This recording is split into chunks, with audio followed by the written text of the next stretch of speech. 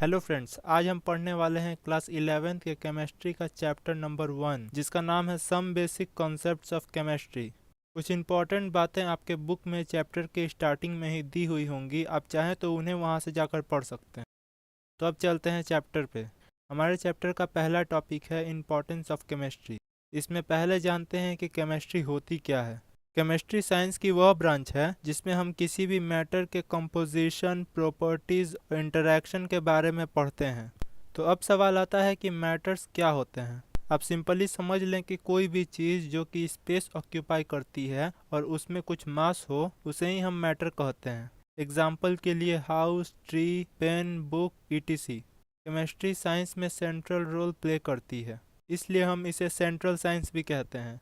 अब समझते हैं कि आखिर इस केमिस्ट्री का यूज़ क्या है।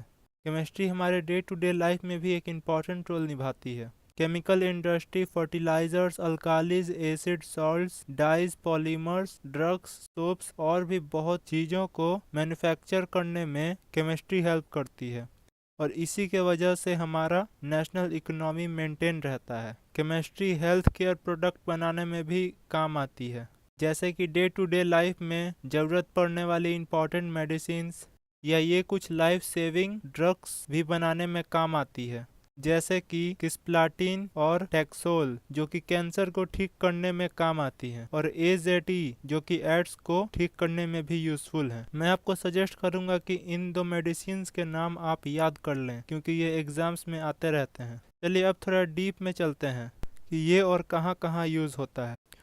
Due to chemical principle of chemistry हम समझ पाए हैं कि कोई भी मटेरियल सिंथेसाइज और डिज़ाइन कैसे होती है। इसके पास एक स्पेसिफिक मैग्नेटिक, इलेक्ट्रिक या ऑप्टिकल प्रॉपर्टीज हो, और इन्हीं मटेरियल्स पर केमिकल प्रिंसिपल का यूज करके हम super conducting ceramics, conducting polymers और ऑप्टिकल फाइबर्स जैसी चीज़ें बना सकते हैं। बिकॉज ऑफ केमिस्ट्री हम CFC यानी क्लोरोफ्लोरोकार्बन्स का ऑल्टरनेट बनाने में कामयाब हो चुके हैं। अगर आपको क्लोरोफ्लोरोकार्बन्स के बारे में नहीं पता तो मैं आपको बता दूं कि ये एक तरह की गैस है जो कि रेफ्रिजरेटर्स में यूज़ होती है उसे ठंडा करने के लिए। और इसका डिसएडवांटेज यह है कि ये जो हमारा ओजोन लेयर है जो कि सन के UV रेज से हमें बचाता है, ये क्लोरोफ्लोरोकार्बन उसमें होल कर रहा है। और केमिस्ट्री की ही वजह से हम इसका सॉल्यूशन भी निकालने में कामयाब हो चुके हैं।